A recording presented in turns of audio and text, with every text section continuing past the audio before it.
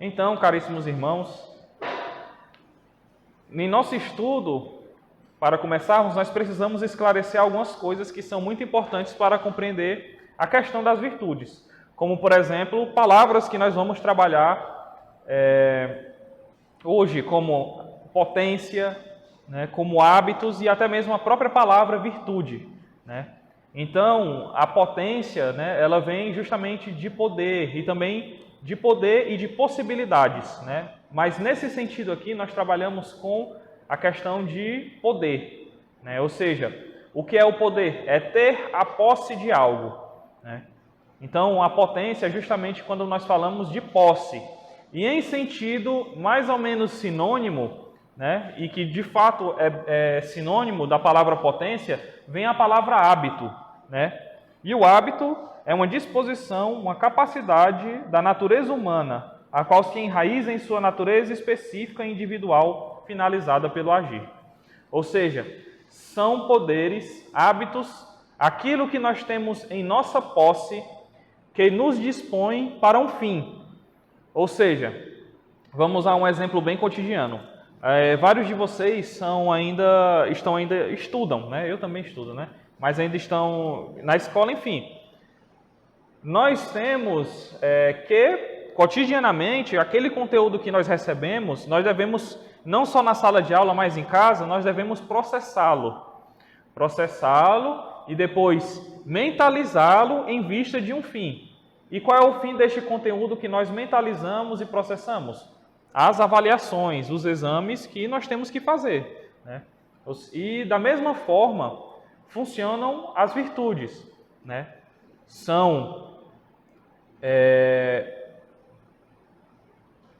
Elas são nos dadas pela graça de Deus, e nós falaremos sobre isso, e que nós devemos cultivá-las, né? Devemos processá-las e tê-las em nossa posse, em nosso poder, para que nós possamos alcançar um fim. E que fim é este?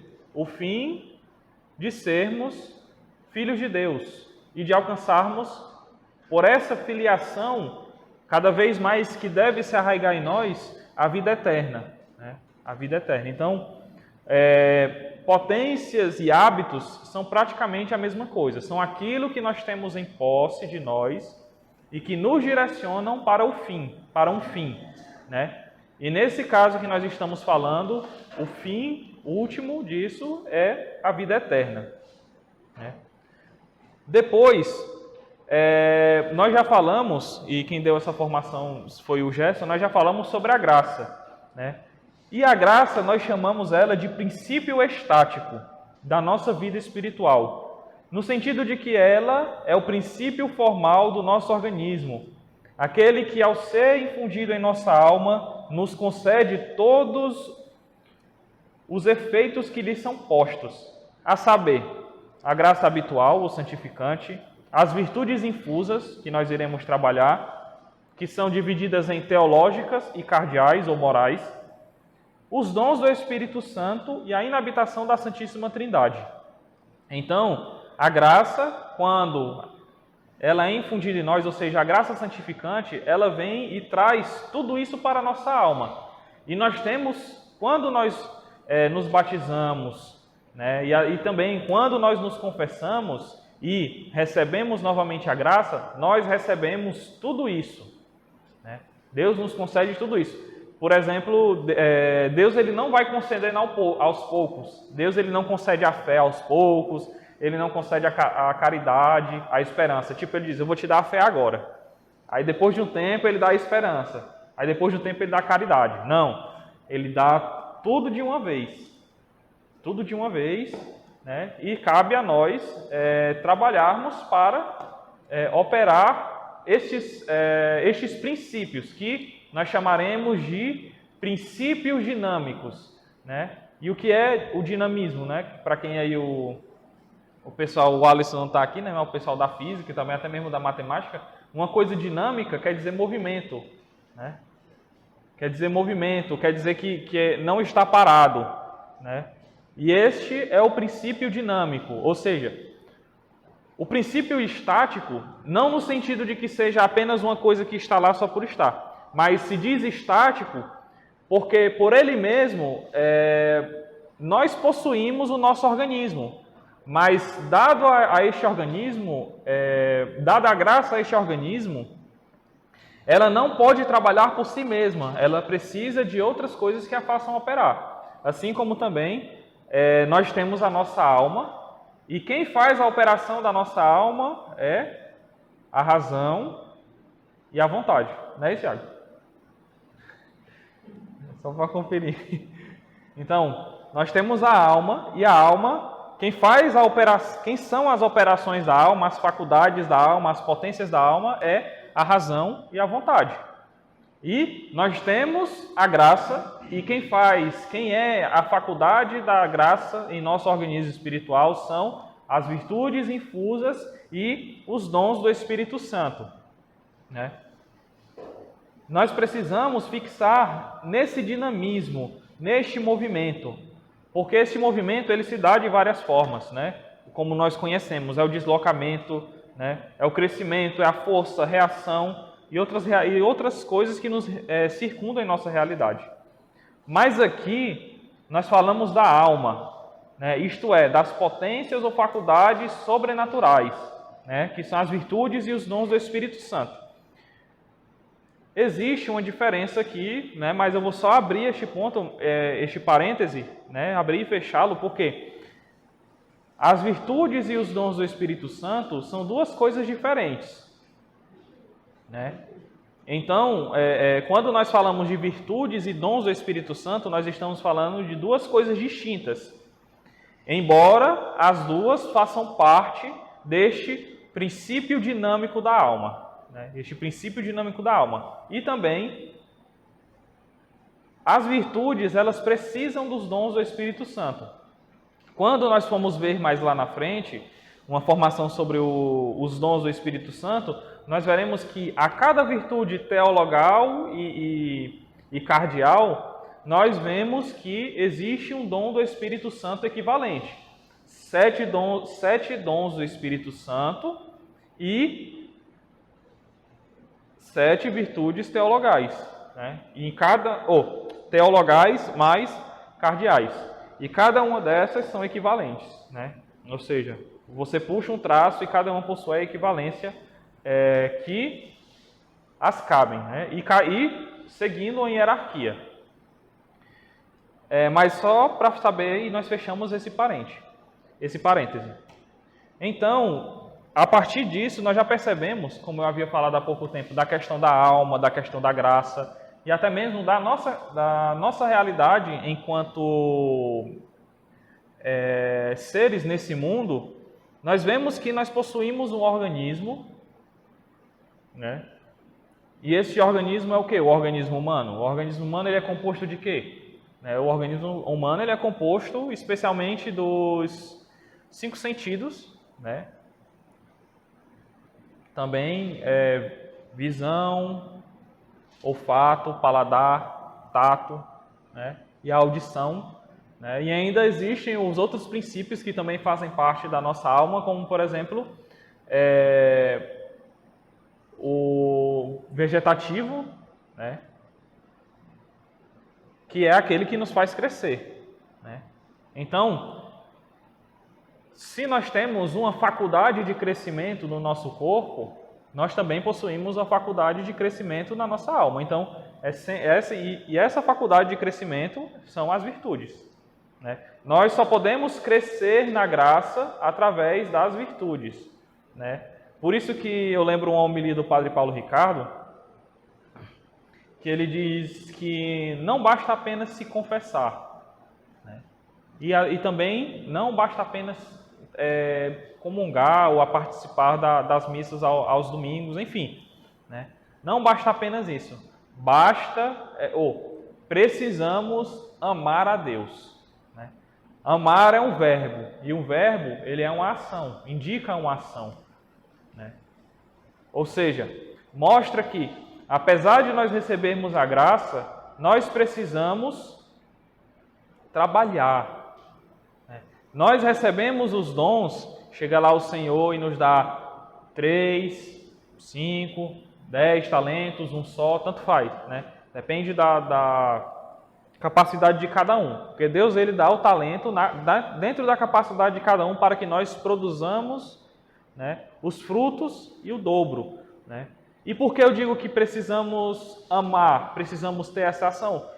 Porque se nós não cultivarmos o hábito das virtudes, nós acabamos nos tornando como o jovem rico.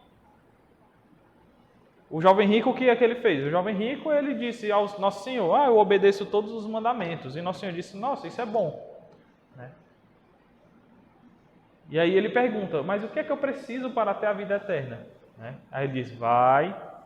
Aí ele diz, vai, ou seja, quando ele diz esse vai, aí nós já recordamos o que eu disse do dinamismo, ou seja, né, é a ação.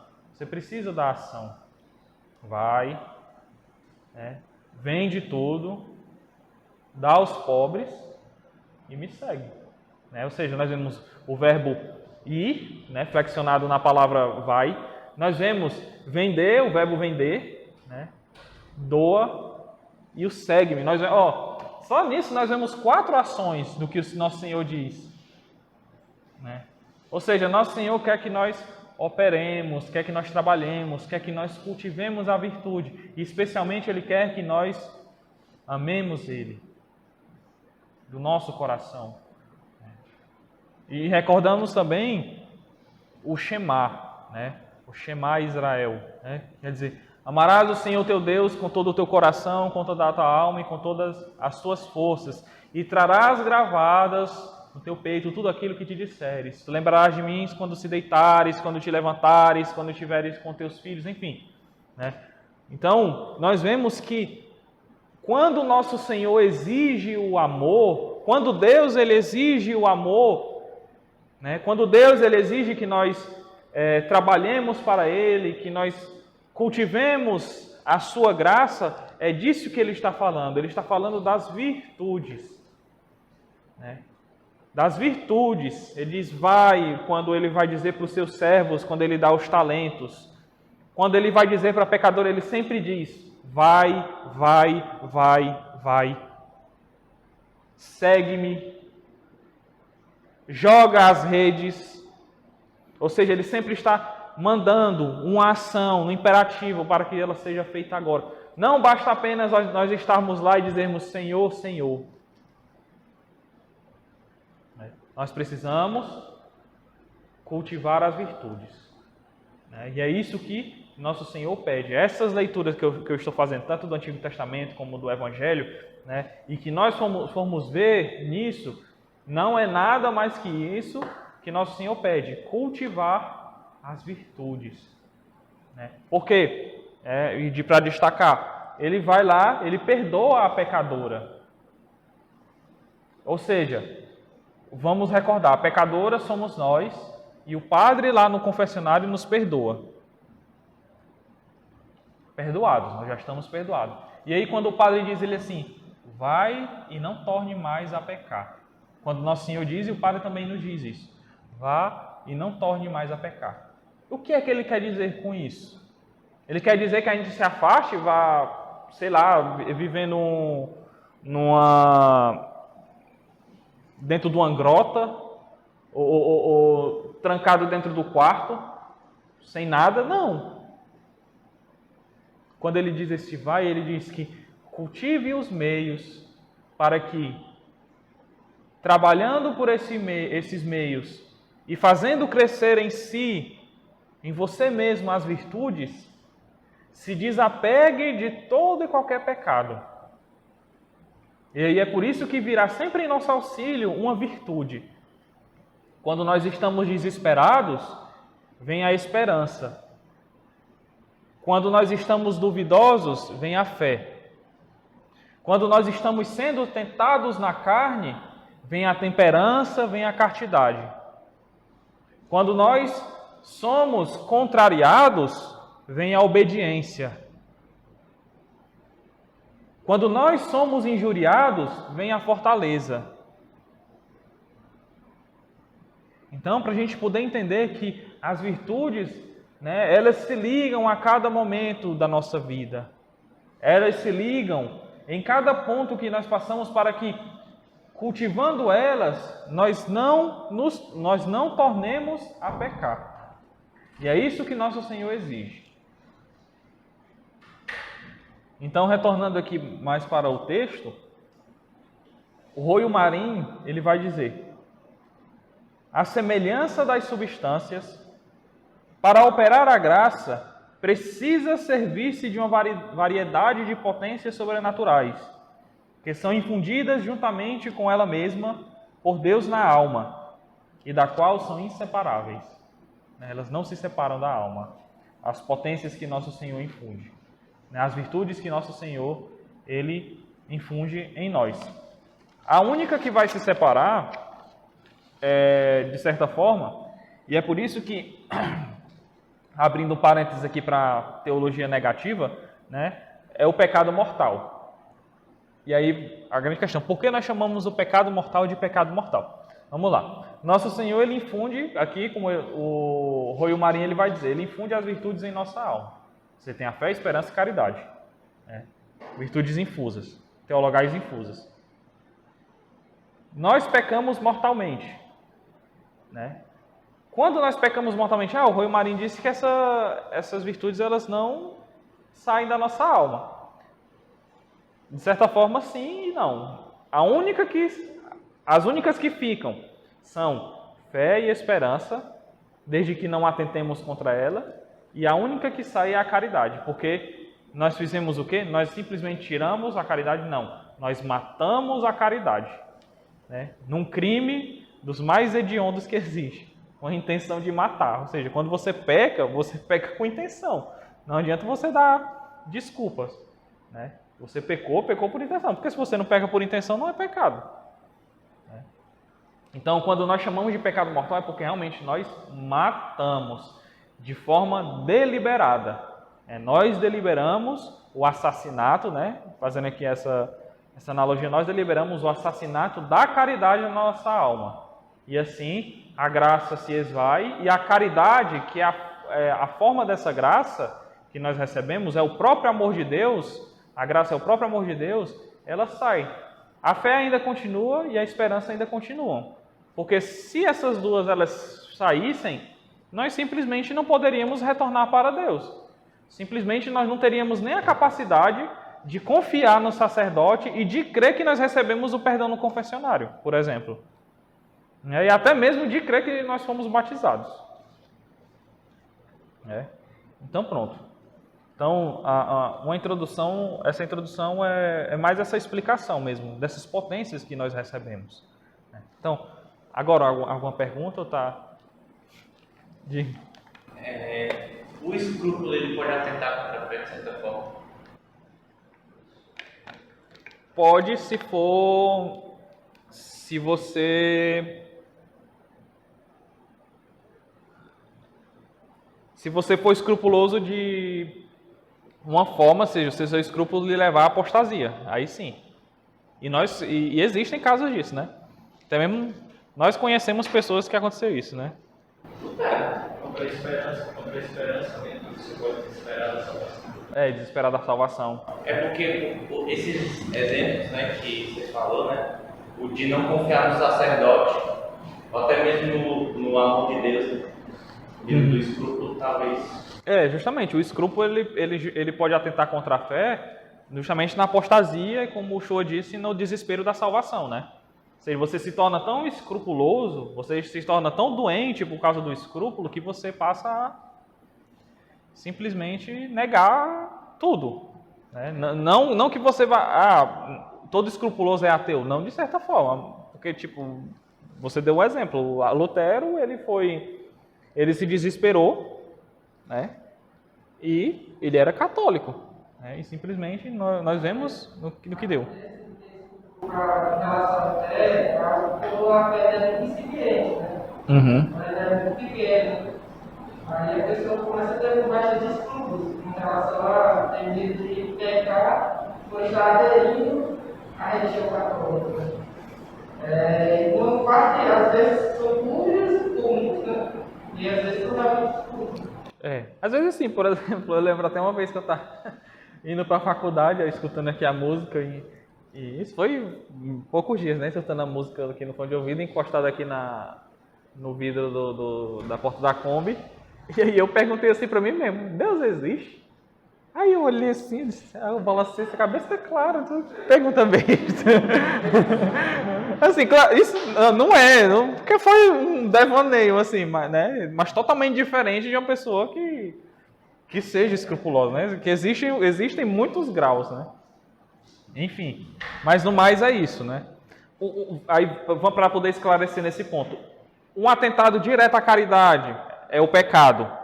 Você pecou mortalmente, é justo aquilo que está nos 10 mandamentos. Você atentou contra os mandamentos, tanto os mandamentos os 10 mandamentos, como também os mandamentos da igreja, como por exemplo, faltar a missa dominical. Então, você atentou contra a caridade.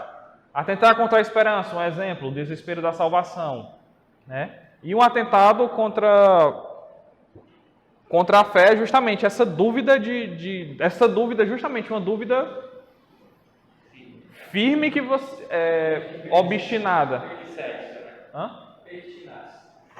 Dúvida pertinaz. Você se obstina mesmo de que você não crê mais em nada. De certa forma sim. É porque o ceticismo ele tem graus. Existe o ceticismo. Mas sinodalidade aqui.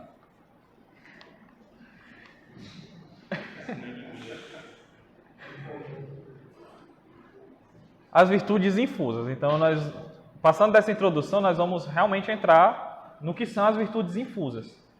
Né? Como eu já disse, as virtudes teologais são a fé, a esperança e a caridade. Depois, as cardeais, prudência, justiça, fortaleza e temperança. Né? Eu vou até anotar aqui.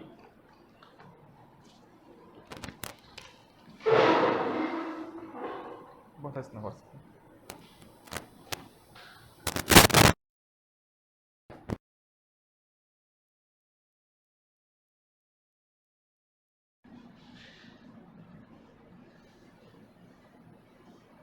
Aqui, teologais. Minha letra é feia mesmo. Fé, esperança, caridade.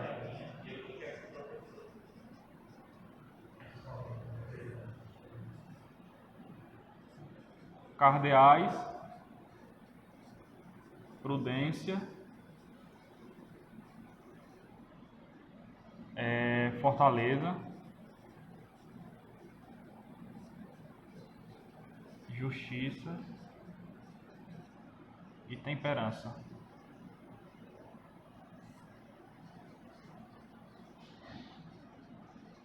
Né? Então, no mais o esquema é esse aqui. Mas por que eu fiz questão de anotar? Porque essas aqui, elas serão também chamadas, elas poderão ser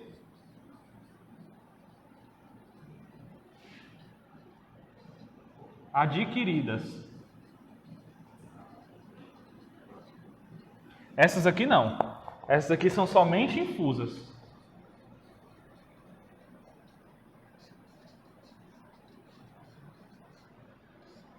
Essas aqui.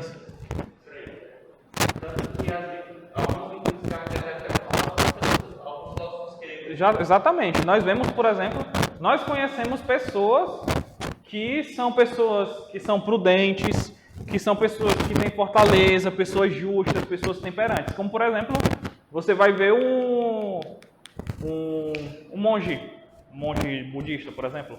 O monge budista que ele não contrai matrimônio, coisa assim. Então, ele cultiva uma virtude que está aqui dentro da temperança, a castidade. Mas só que essa castidade que ele cultiva, diferente da castidade dos votos que eu fiz, né, ela não é uma castidade que se volta para Deus. Né?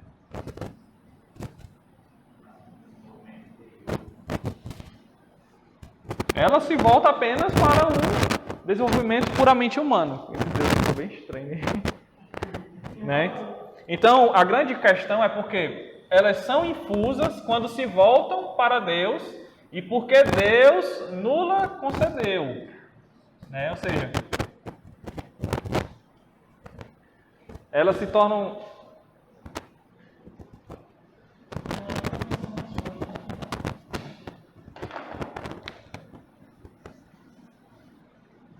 Eu esqueci.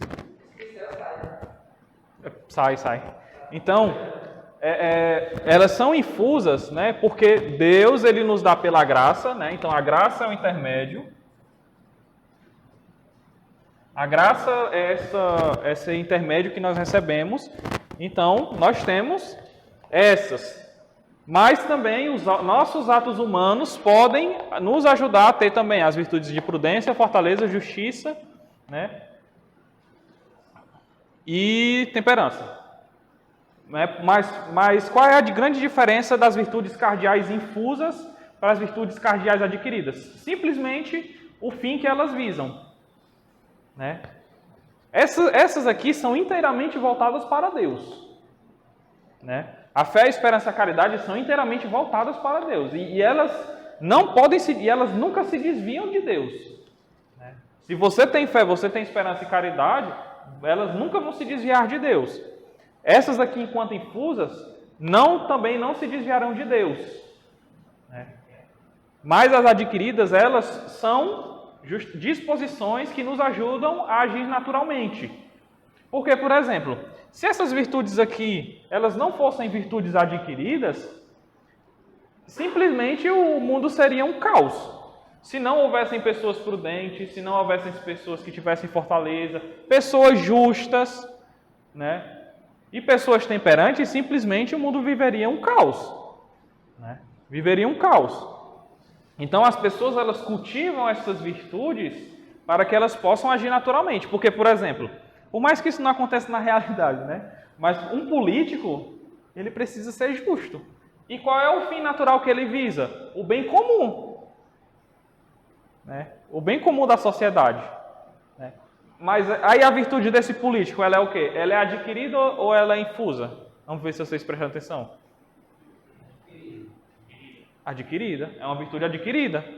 A virtude adquirida por quê? Porque ela visa o bem comum, não visa Deus. Agora, um religioso, como eu, que faz os seus votos de pobreza, obediência e castidade.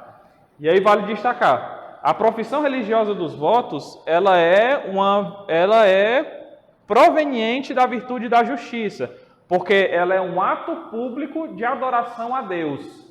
Aí nesse caso, essa profissão religiosa, ela é infusa ou adquirida? Infusa. É uma virtude infusa.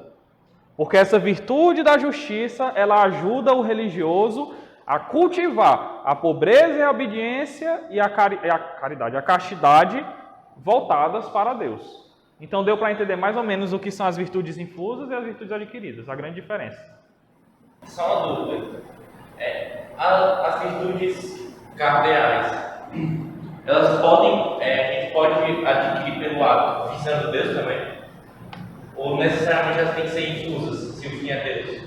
Não, elas devem ser infusas. Elas devem ser infusas.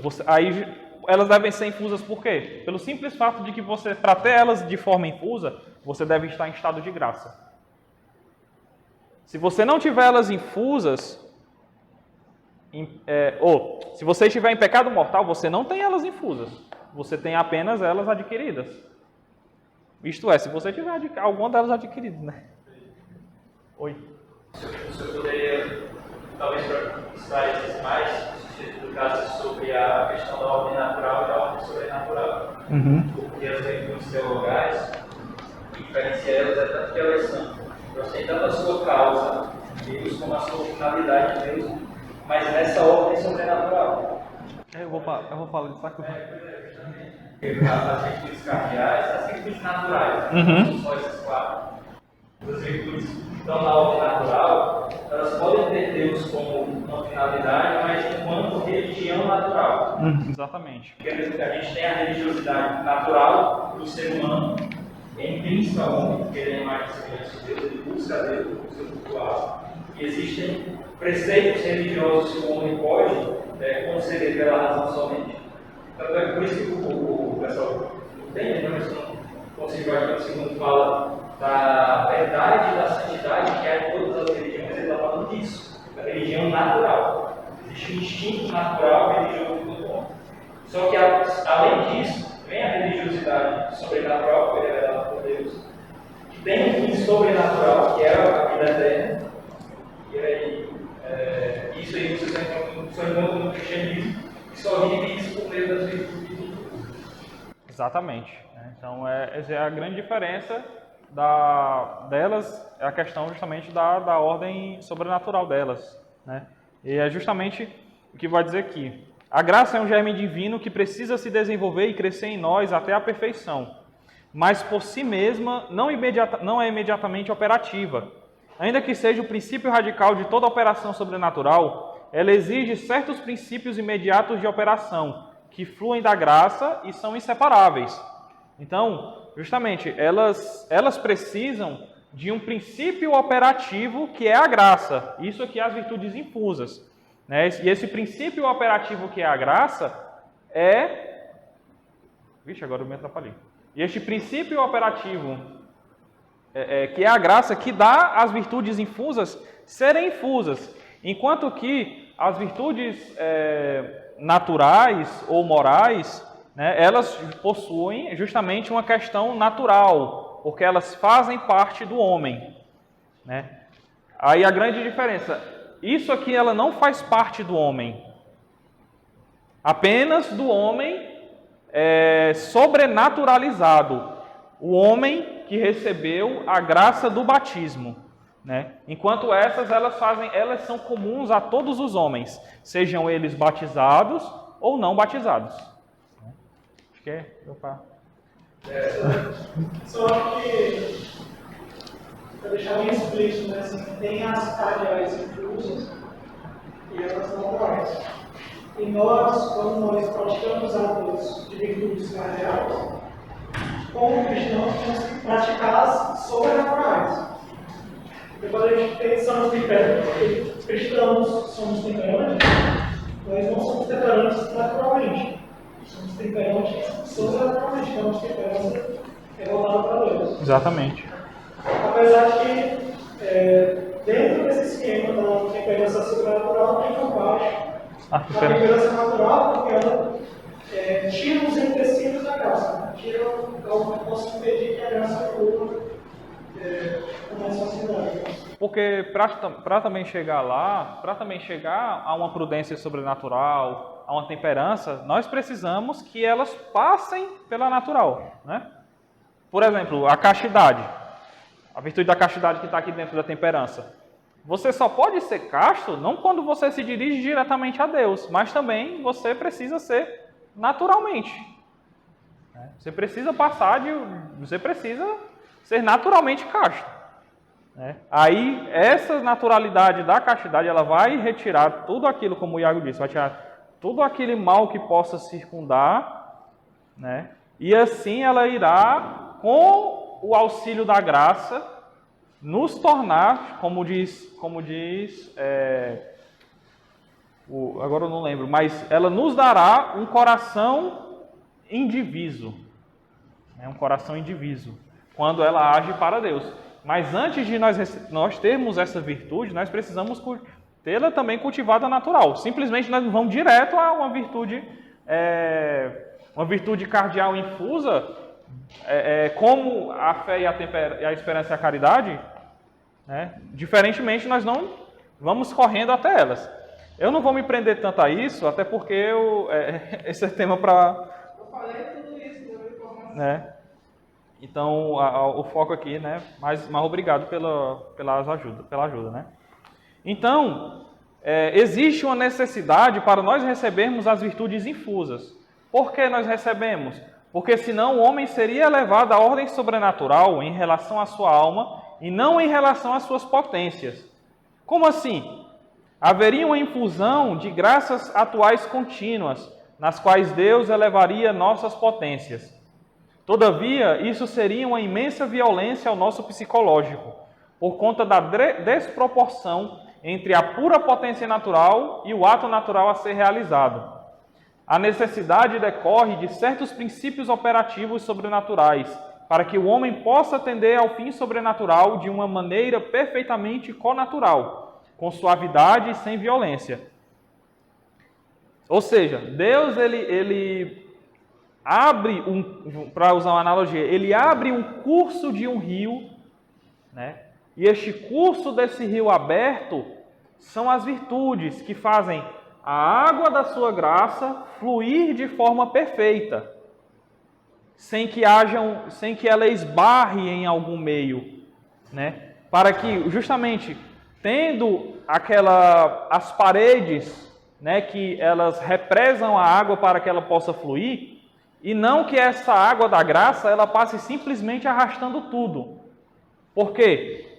Se não houvessem as virtudes e a graça ela agisse de forma direta, em forma de graças atuais, né?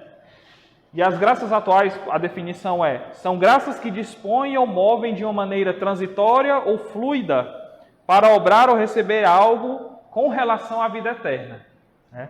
A graça atual é isso. Então, se nós recebêssemos essas graças atuais, imaginem uma barragem rompendo, né? E nós vemos essas cenas, por exemplo, na televisão. Imaginem uma barragem rompendo e arrastando tudo. Assim seria. Deus ele dando essas graças atuais contínuas, simplesmente nós ficaríamos lelés da cuca, porque nós não aguentaríamos. Então Deus ele faz um curso de um rio para que a sua graça ela possa passar, né? O curso de um rio suave, um curso de um rio que flui bem até alcançar a sua foz e se encontrar, né? Ou seja, parte de Deus. Este rio, né, represado com as virtudes e que dão esta fluidez, nos fazem caminhar para a foz e encontrarmos com o mar, que é o próprio Deus, a imensidão de Deus, o amor de Deus. Então, as virtudes infusas, né, e essas potências sobrenaturais, elas são justamente para isso, para a gente poder observar que Deus é tão providente, né? E aí realmente isso fica comprovado, a onisciência, a onipotência, a onipresença de Deus, por isso, porque Ele sabe de tudo. E o seu amor, ele se comprova nisso, né? Deus ele não faz violência a nós. Quando nós nos questionamos, porque eu sofro tanto? Você não sofre tanto não, você sofre o necessário. Você sofre o necessário. Quando você sofre o necessário. Porque Deus ele lhe dá, se você está sofrendo isso, é porque Deus lhe deu a capacidade de você enfrentar isso. Você sofre em inúmeras realidades, é porque Deus ele lhe dá a graça e a capacidade de passar por isso. Porque Ele sabe de tudo, né?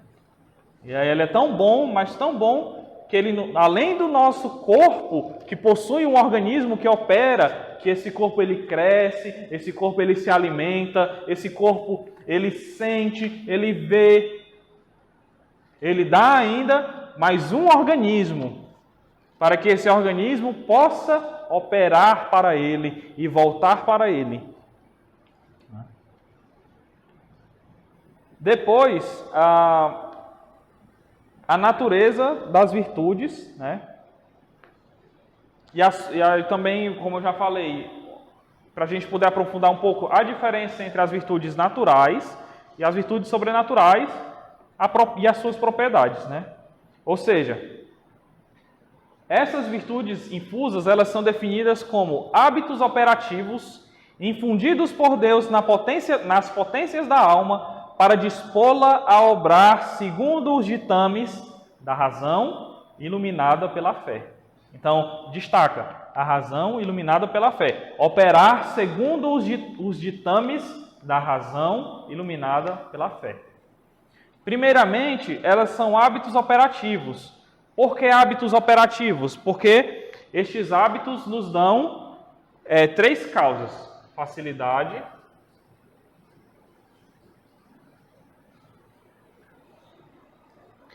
prontidão e prazer.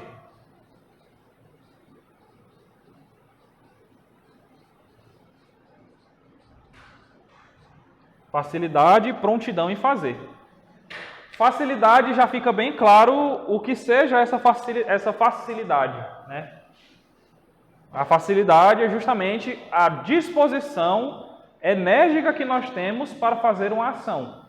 Quando alguns têm facilidade em tocar um instrumento, quando alguns têm facilidade em construir alguma coisa, quando alguns têm facilidade em escrever, ou seja, é uma disposição enérgica para fazermos algo.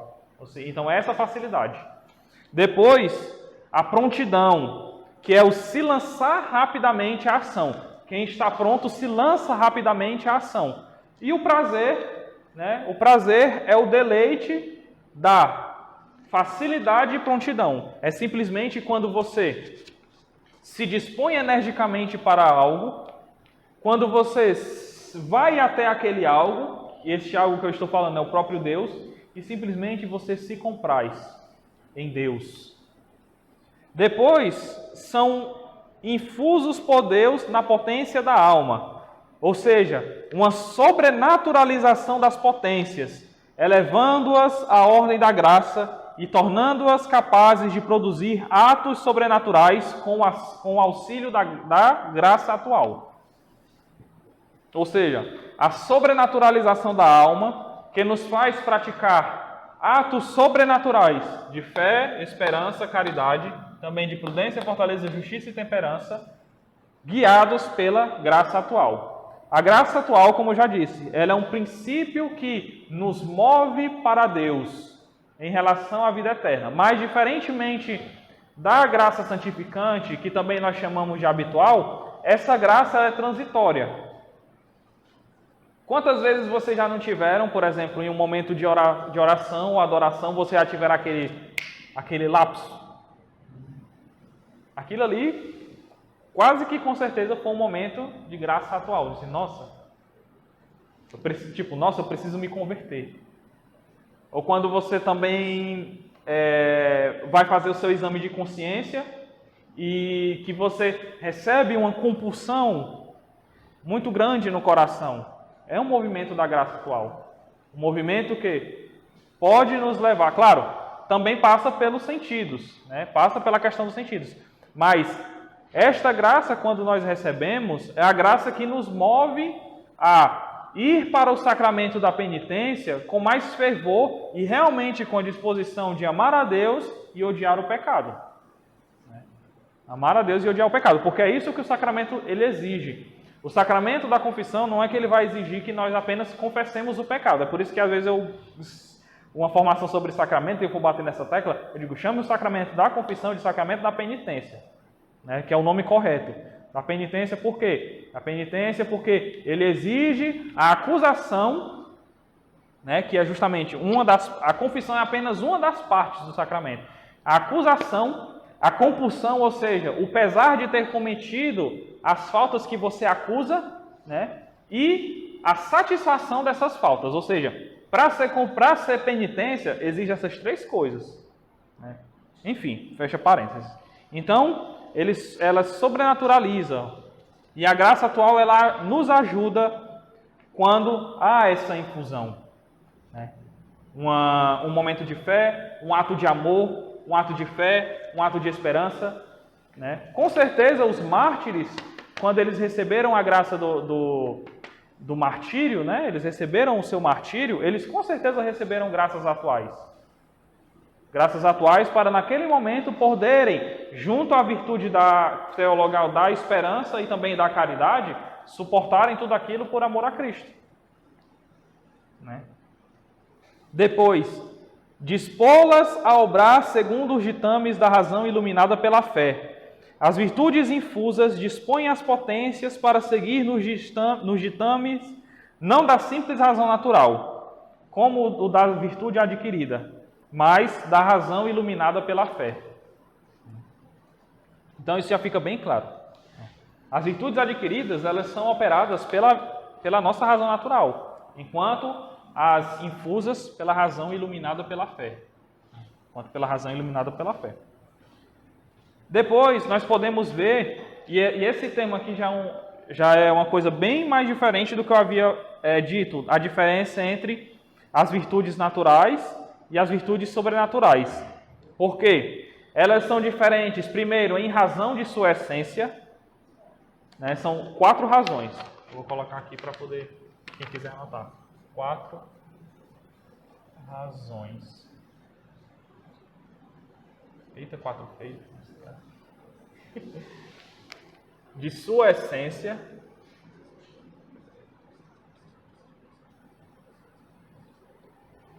de sua causa eficiente,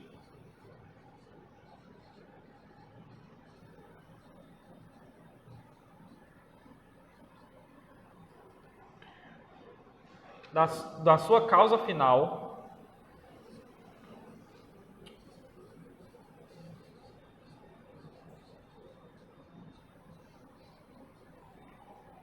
do seu objeto formal.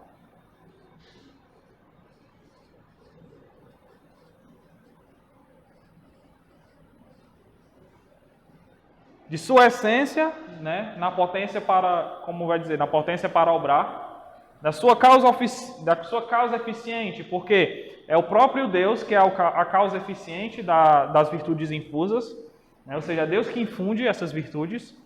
Depois, na sua causa final, enquanto as virtudes naturais se voltam para um fim natural, as virtudes teologais se voltam para Deus, e do seu objeto formal, que é o bem em razão da luz sobrenatural.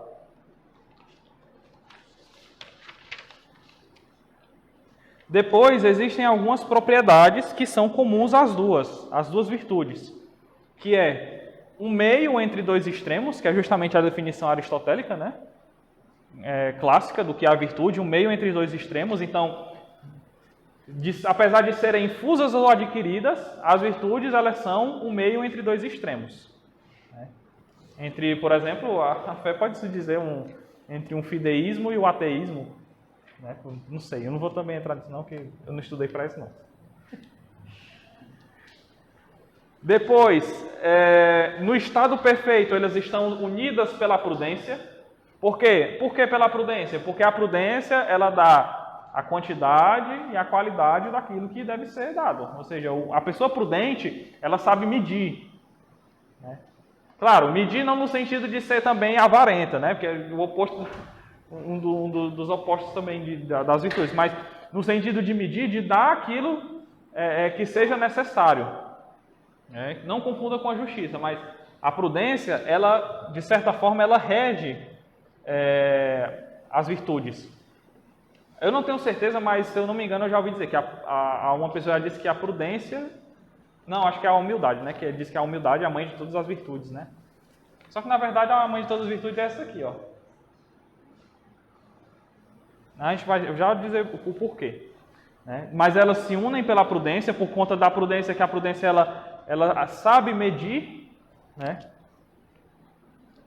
E o prudente sabe agir e calar ao mesmo tempo. Depois, são desiguais em perfeição, ou seja, essa é menos perfeita que essa e é menos perfeita que essa. Eu vou explicar já o porquê, mas a fé é mais imperfeita que a esperança e a caridade. Bom, apesar de que isso aqui haja uma discussão, mas a caridade, como vai dizer São Paulo, é a maior de todas. A fé e a esperança cessarão, mas a caridade continuará. Como São Paulo diz. São Paulo é tomista. Ou então Santa Marta é paulista.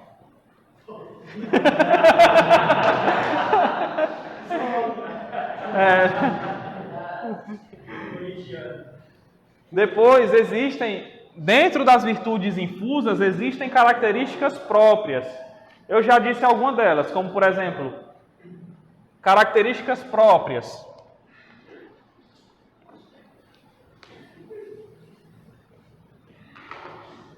Que graça santificante... Opa, o que eu botei?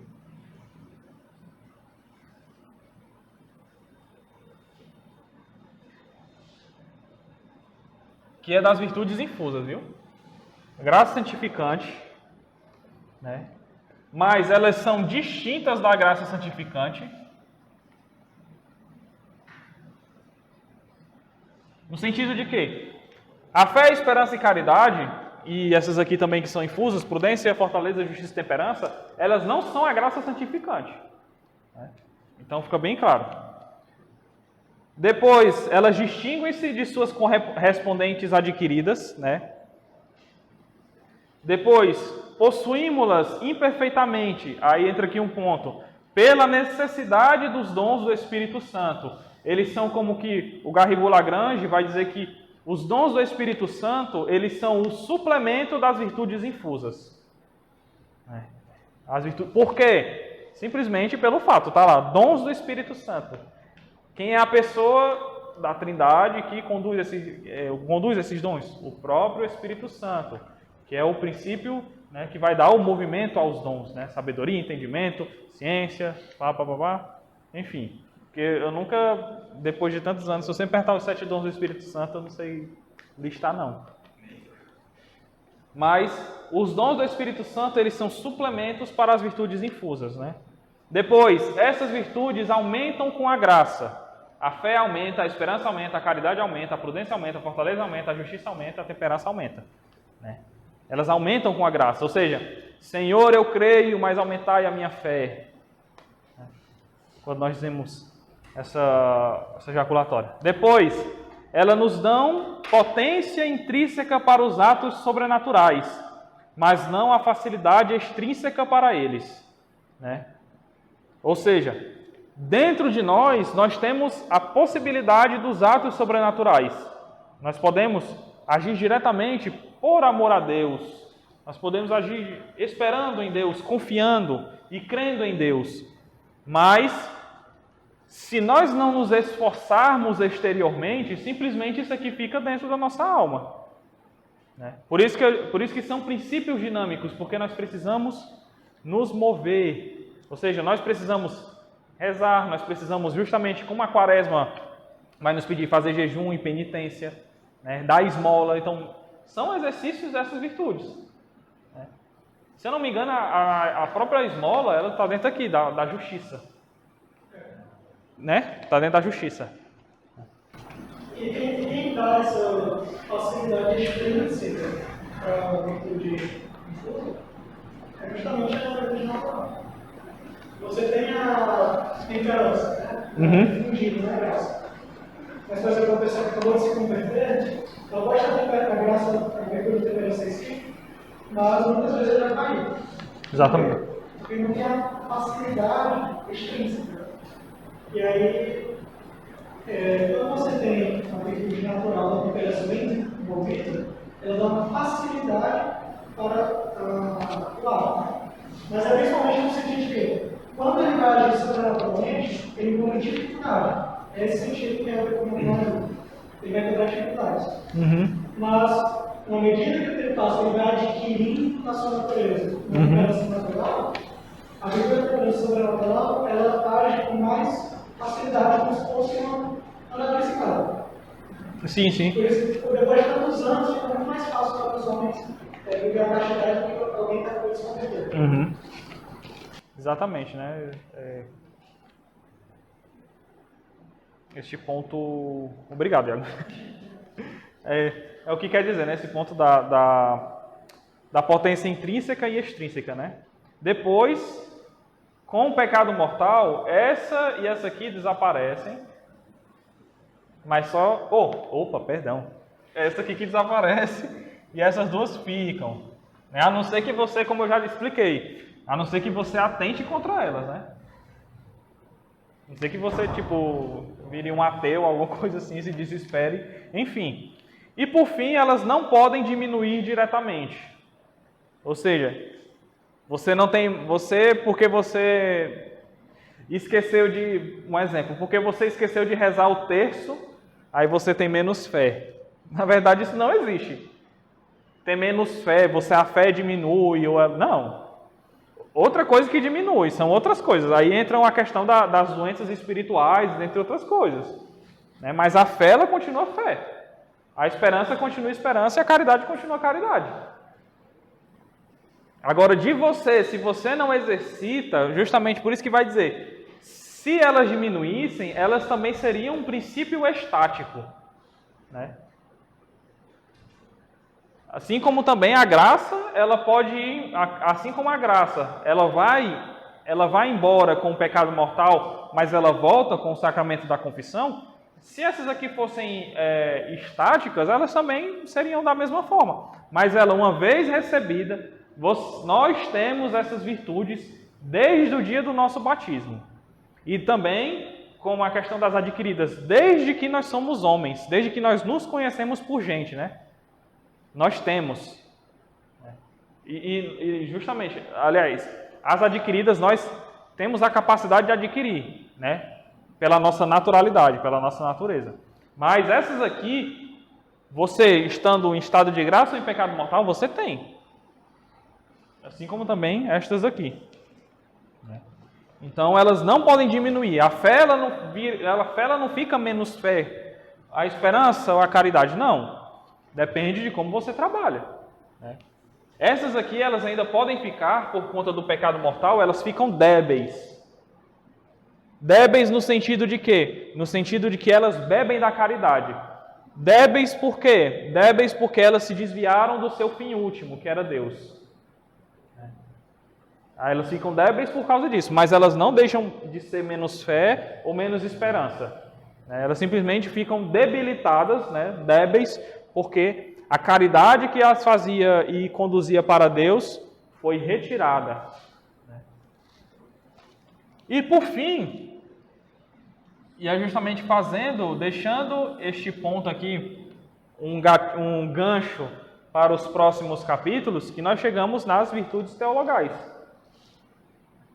As virtudes teologais correspondem na ordem da graça aos princípios naturais, na ordem da natureza, que ordenam o homem ao seu fim natural. São Paulo vai dizer: atualmente permanecem 3, a fé, a esperança, o amor, mas o maior deles é o amor. O maior deles é a caridade, e é a própria caridade que dá a graça, porque Deus é amor. E quem permanece, aí justamente como São João vai dizer, Deus é amor, quem permanece no amor, permanece em Deus e Deus nele. Deus é amor. Quem permanece no amor? O que é que, para esclarecer, o que é que quer dizer permanecer? É ficar fixo. E o que é fixo? A graça. E a graça é o quê? Amor. E quem permanece no amor, o elemento estático, permanece em Deus. E Deus permanece nele. São João explicou a formação todinha agora. Deus é amor e quem permanece no amor, permanece em Deus e Deus nele. Simplesmente isso. São João Tomista. Junto à graça, vêm outros dons. Como os atos não se infundem, há que se concluir que se trata de hábitos permanentes, ou seja, de virtudes infusas. Isso já foi falado tantas vezes aqui. A existência das virtudes teologais tem partida na graça santificante, pois, como já vimos, ela precisa de princípios operativos. Deus é amor, quem permanece no amor. Para nós permanecermos em Deus e Deus permanecer em nós precisamos disso. Depois, a natureza das virtudes teologais, que elas são princípios operativos, com os quais nos ordenamos direta e imediatamente a Deus, como fim último sobrenatural. Direta e imediatamente a Deus, sem nenhum desvio. Tem o próprio objeto, tem por Deus por objeto material e algum dos atributos divinos por objeto formal. Posto que estritamente sobrenaturais, somente Deus pode infundi-las na alma e sua existência somente pode ser conhecida pela revelação. Nós sabemos que a fé, esperança e caridade são fé, esperança e caridade porque Deus nos revelou. Está aqui a revelação. São Paulo, São João, Quando o nosso Senhor lá na tentação do deserto, nem só de pão o homem viverá. Isso é o quê? Fé. Nem só de pão o homem viverá. Ou seja, quando o demônio vai lá e diz ao Senhor, tenta a nosso Senhor, e também como tenta a nós, Justamente quando vai dizer, né, que vai nos dar pão, nos dar tudo aquilo, é uma tentação contra a fé. E aí nós vamos lá e dizemos, nem só de pão o homem viverá. E aí nós temos um ato de fé. Né? Depois, por que elas são 3? Essas aqui, elas não se subdividem como essas aqui. Né? Como a temperança, ela se divide em castidade, como a justiça se divide em a virtude da religião, né? Como a fortaleza se divide em coragem, né? Como a prudência pode se dividir também em resiliência, alguma outra... Não, acho que a resiliência está aqui. Enfim, essas aqui, elas se dividem, e as virtudes cardeais, elas são inúmeras, que nós não podemos nem contar, como humildade, tudo que a gente cita. Humildade, né, a própria castidade, enfim, tantas e tantas virtudes que as pessoas têm, elas estão aqui dentro. Paciência. A paciência está aqui na fortaleza, e magnanimidade também. Ou está aqui ou está aqui. Enfim, não importa. Agora, mas essas aqui são apenas 3. E nunca deixarão de ser 3. Por quê? É em razão das 3 realizarem imediatamente, de forma perfeita, a união com Deus, que requer as 3. A fé nos dá a conhecer a Deus como primeira verdade. A esperança nos faz desejá-lo como bem supremo para nós. Quando nós dizemos Deus te abençoe, né? Deus te guarde, né? Quando nós desejamos a uma pessoa que Deus a abençoe, que Deus guarde ela, nós que virtude da esperança. Claro, nós não podemos dar a virtude da esperança a outra pessoa, mas nós pedimos que Deus, sendo o bem supremo, né? E confiamos aquela pessoa à sua destra. Né? Até aqui o Senhor nos ajudou. Por isso que eu digo, até aqui o Senhor nos ajudou. A virtude da esperança. E por fim a caridade, que nos une a Ele com amor de amizade, porque é infinitamente bom em si mesmo. Como filhos de Deus, amigos de Deus, já não vos chamamos mais de servos, mas amigos. Ou seja, Deus, quando Ele diz isso, Ele está ali dando a virtude da caridade aos seus apóstolos. Ele mostra a Ele que Ele os ama. Não como servos, com amor servil. E nem que os apóstolos olhem para Deus com amor servil, que não faz parte disso aqui. Está aqui, o amor servil ele está aqui na justiça. Mas o amor de amigo está aqui, ó, na caridade. Já deixem de me amar apenas com a justiça, que me é dada pela minha autoridade, porque vós me sois obedientes, mas me amem como o vosso amigo, como filhos meus. Por isso que Nosso Senhor vai dizer, eu não vos chamo servos, mas amigos. O amor servil, o temor servil cessa. O que fica é o amor de amizade, o amor de união com Deus. Então, é isso. As virtudes infusas, elas estão em nós. E como eu disse no início, muitas pessoas não tomam noção da existência dessas virtudes. Acham que ficar só pela graça e numa certa mesmice, acha que basta. Na mesmice que eu digo, no sentido de que acabar como o jovem rico.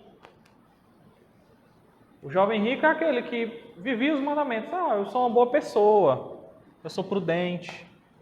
Né?